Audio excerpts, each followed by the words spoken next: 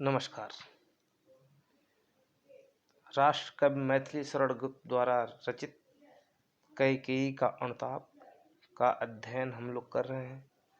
आज हम लोग कैकेयी के अनुताप के अगले भाग का अध्ययन करेंगे। आइए हम आज यहाँ से प्रारंभ करते हैं। हाँ लाल, उसी भी आज गंवाया मैंने, विकराल कुयसी यहाँ कमाया मैंने। निस्वर्ग उसी पर वार दिया था मैंने, हर तुम तक से अधिकार लिया था मैंने। पर वही आज यह दीन हुआ रोता है, शंकित सबसे धृत हरित तुल्य होता है। श्रीखंड आज अंगार चंड है मेरा, तो इससे बढ़कर कौन दंड है मेरा। पटके मैंने पतपाड़ मोह के नद में, जन क्या क्या करते नहीं स्वप्न में मद में। हाँ दंड कौन, क्या उसे डरूंगी अब भी, मेरा विचार कुछ दयापूर्ण है तब भी। हाँ दया हंत वह घृणा, वह करुणा, बैतरणी सी है आज जानवी वरुणा। सशक्ति हूँ चिर नरक सुने सुविचारी, पर मुझे स्वर्ग की दया दंड से भारी। लेकर अपना यह कुलिस कठोर कलेजा, मैंने इसके ही लिए तुम्हें बन भेजा। घर चलो इसी के लिए न रूठो अब यूं, कुछ और कहूँ तो उसे सुनेंगे सब क्यों। मुझको यह प्यारा और इसे तुम प्यारे, मेरे दुगने प्रिय रहो न मुझसे न्यारे। मैं उसे न जानूं किंतु जानते हो तुम, अपने से पहले इसे मानते हो तुम भ्राताओं का प्रेम परस्पर जैसा, यदि वह सब पर यों प्रकट हुआ है वैसा, तो पाप दोष भी पुण्य दोष है मेरा, मैं रहूं पंगिला पद्म कोश है मेरा। आगत ज्ञानी जन उच्च भाल ले लेकर, समझावे तुझको अतुल युक्तियाँ दे देकर। मेरे तो एक हृदय है बेटा, मेरे तो एक अधीर हृदय है बेटा। फिर उसने फिर तुमको आज भुजा भर भेंटा, उसने फिर तुमको आज भुजा भर भेंटा।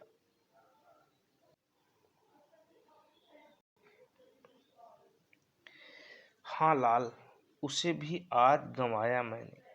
कैकेयी कहती हैं कि अपनी मूर्खता के कारण, हे श्री राम, अपनी मूर्खता के कारण मैंने अपने पुत्र को भी अपने से दूर कर दिया। जो पुत्र मुझे इतना प्रेम करता था, वह आज मुझे अपनी माता मानता ही नहीं है। विकराल कुयसी यहाँ कमाया मैंने।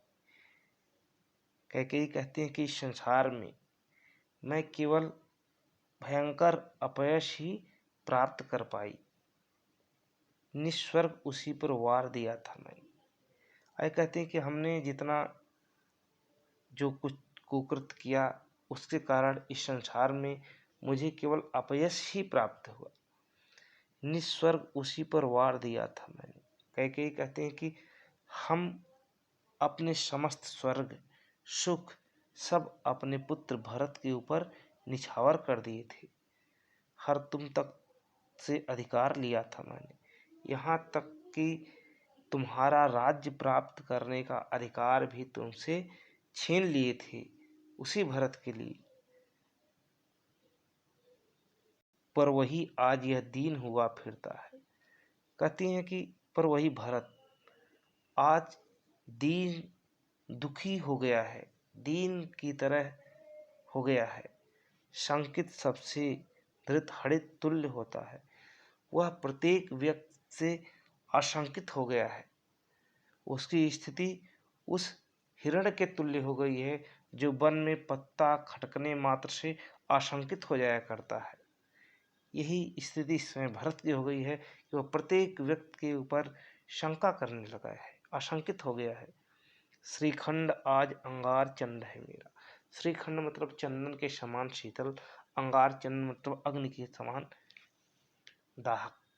कहते कि हमारा भरत, जिसका स्वभाव चंदन के समान शीतल स्वभाव वाले भरत, इस समय हमारे लिए अंगार चंड हो गए हैं, अर्थात अग्नि की ज्वाला के समान हो गए हैं।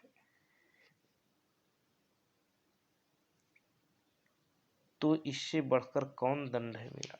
कहते हैं कि जो भरत चंदन के समान शांत और शीतल स्वभाव वाले थे, वह मेरे लिए आज अग्निचंड के समान, अंगारचंद के समान हमारे ऊपर क्रोध करने लगे हैं। इससे बड़ा दंड और मेरे लिए क्या हो सकता है।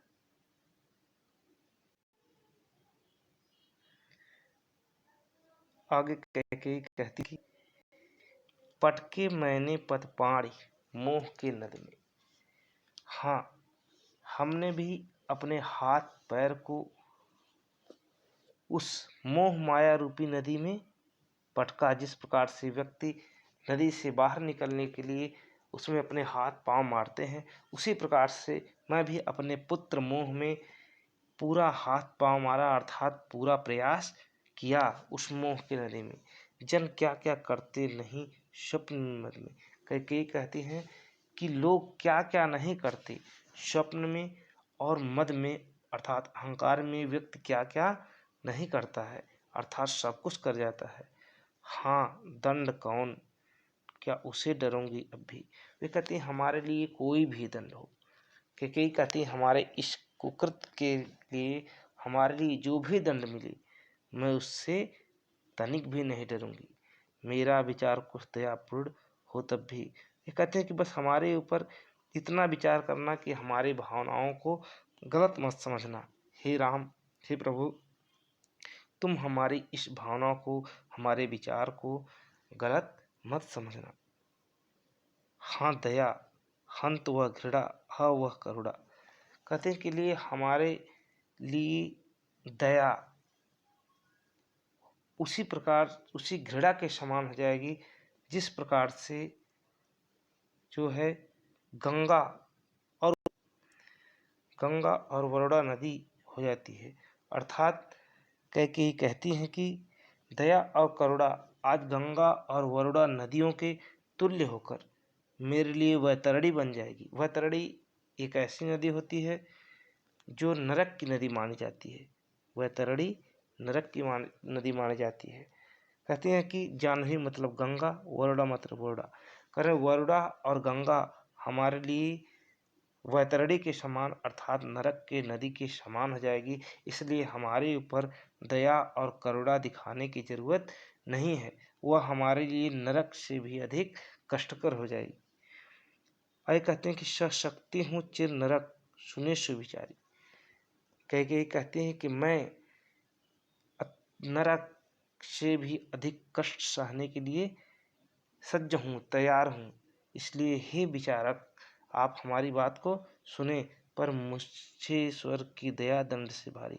अगर दया करके आप लोग हमें स्वर्ग देते हैं, अर्थात क्षमा कर देते हैं, तो वह हमारे लिए नरक से भी अधिक कष्टप्रद होगी। इसलिए हमारे ऊपर दया करने की आवश्यकता नहीं है। आगे कहती हैं कि लेकर अपना यह कुलिस कठोर कलेजा, मैंने इसके ही लिए तुम्हें वन भेजा। कहते हैं कैकेयी कि मैंने अपना यह कठोर, वज्र के समान कठोर हृदय लेकर तुम्हें वन को भेज दिया। इसके लिए, अर्थात इसी भरत को राज्य दिलाने के लिए, हे राम, मैंने तुम्हें वनवास भेज दिया। घर चलो इसी के लिए न रूठो अभ्यों। कहते हैं जिस भरत के लिए, जिस भरत की खुशी के लिए हमने तुम्हें वन भेजा था, अब तुम इसी भरत के खुशी के लिए अब घर वापस लौट चलो।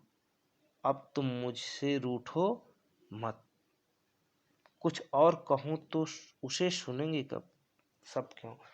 कैकेयी कहते हैं कि अगर मैं तुमसे और भी कुछ कहती हूँ, और भी कुछ कह रही हूँ, तो वह सबके सामने उसे सब लोग क्यों सुने। इसलिए जो भी कहना सुनना है तुम वापस घर लौट चलो, वही बात होगी। मुझको यह प्यारा और इसे तुम प्यारे। कैकेयी कहती हैं कि हे राम, मुझे यह भरत प्यारा है और तुम इसे प्यारे हो, इसलिए मेरे दुगने प्रिय रहो न मुझसे न्यारे। इसलिए तुम मेरे दुगने प्रिय हुए, इसलिए तुम अब हमसे दूर मत रहो। मैं उसे न जानूं किंतु जानते हो तुम।